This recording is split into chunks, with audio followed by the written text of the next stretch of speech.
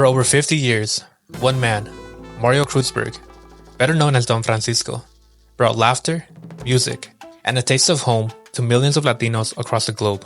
Sabado Gigante, his brainchild, became a cultural phenomenon.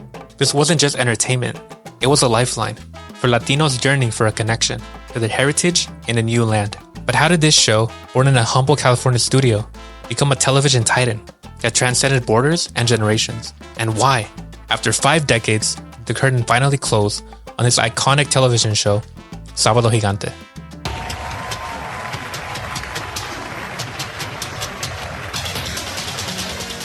The humble beginnings. From the Andes of Chile to the airwaves of the United States.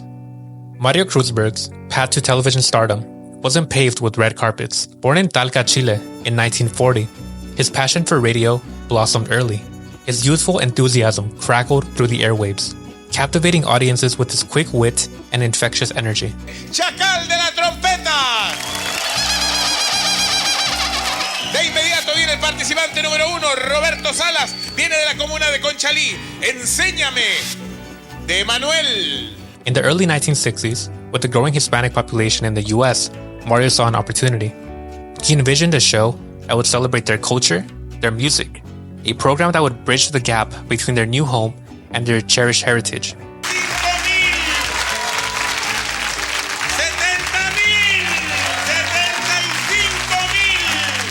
However, the road from vision to reality was far from smooth.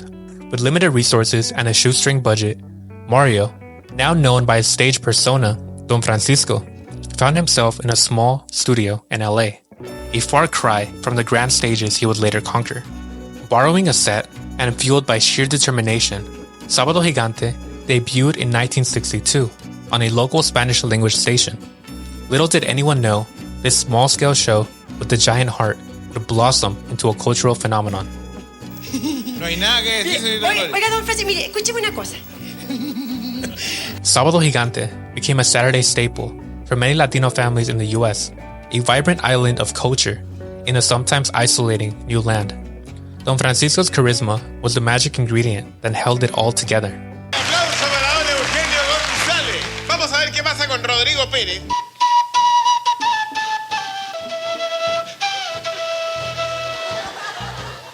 Imagine this.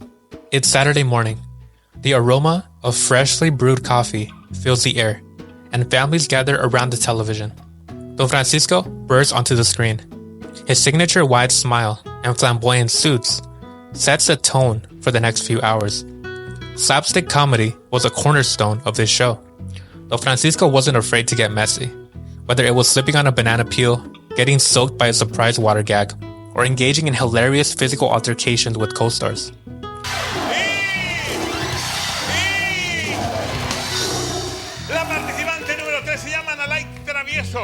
This brand of humor, often silly and bordering on the absurd, transcended language barriers. It was a universal language of laughter that united families, young and old, from different generations, in shared moments of joy.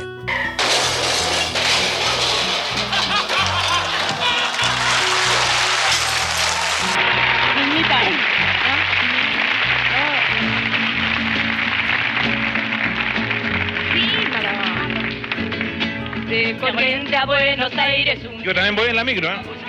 Cuando estacionó su auto vino al barrio a saludar. But Sabado Gigante wasn't just about goofy antics. Don Francisco understood the importance of cultural connection.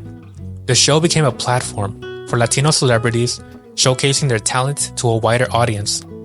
Big stars like Celia Cruz, the legendary queen of salsa, would grace the stage. Como la guarachera del mundo, hoy nos dice que la vida es un carnaval. Señoras y señores, aquí está Celia Cruz.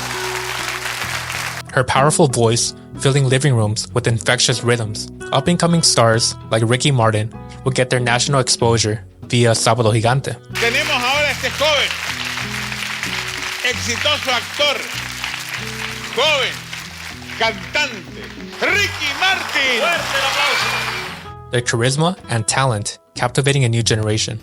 These moments weren't just entertainment, they were a source of pride for Latino viewers, seeing their heritage reflected on such a prominent platform. Sabado Gigante wasn't just a passive viewing experience, It was interactive. Es buena, le regalo una cuarta para el automóvil.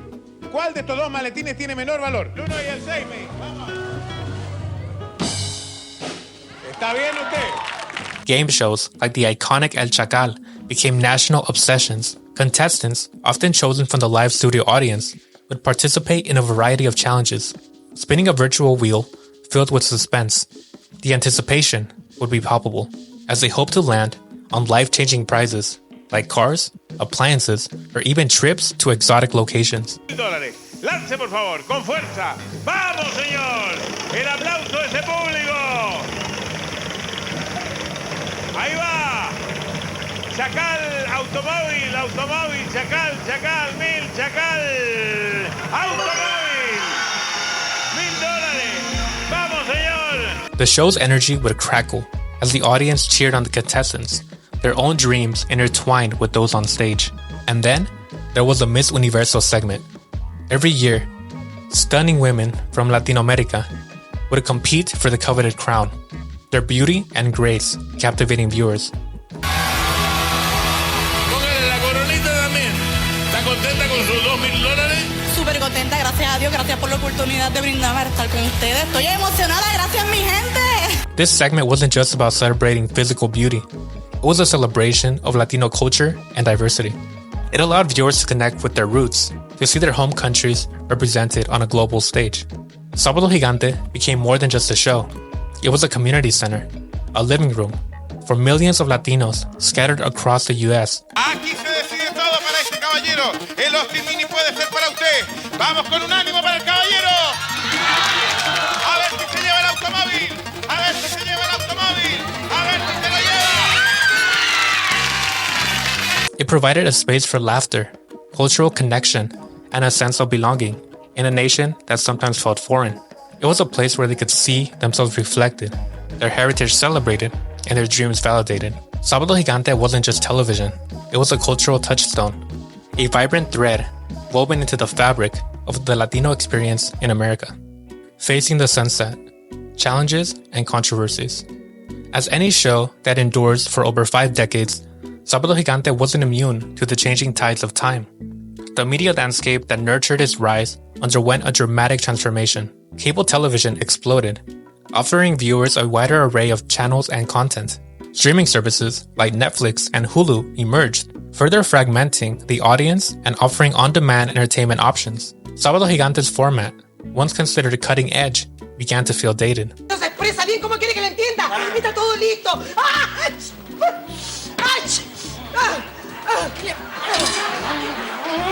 Ya estamos listos para iniciar nuestra luna de miel. ¡Margarita!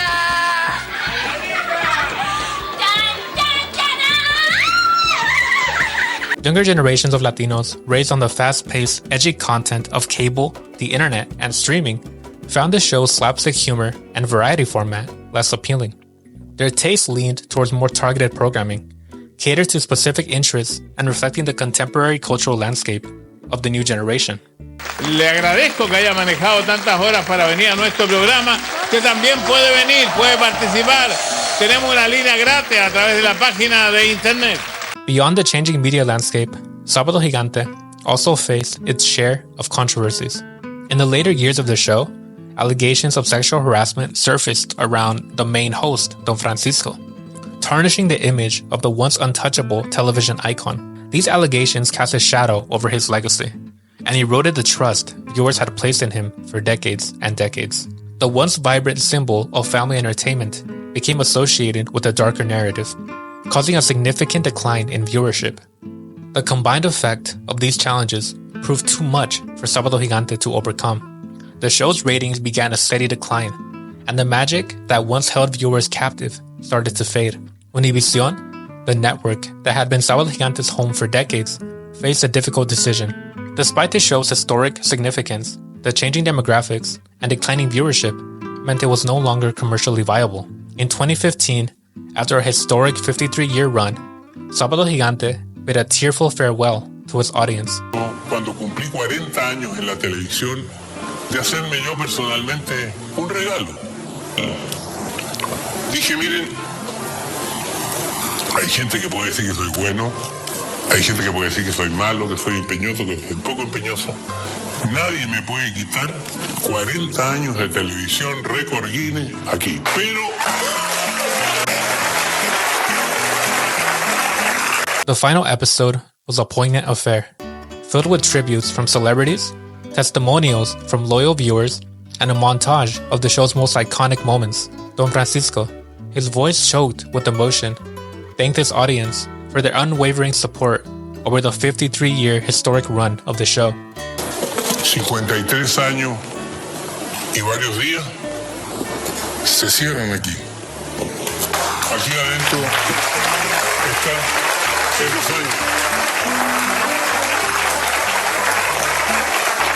Y le quiero poner una cinta de regalo, porque para mí ha sido un regalo hacer este programa. While the era of Sabado Gigante and its vibrant host had come to a close, its legacy as a cultural touchstone for generations of Latinos in the US would continue to resonate. Sabado Gigante may be gone, but its legacy lives on. The show not only entertained, but also provided a vital platform for the growing culture of Latinos in the United States.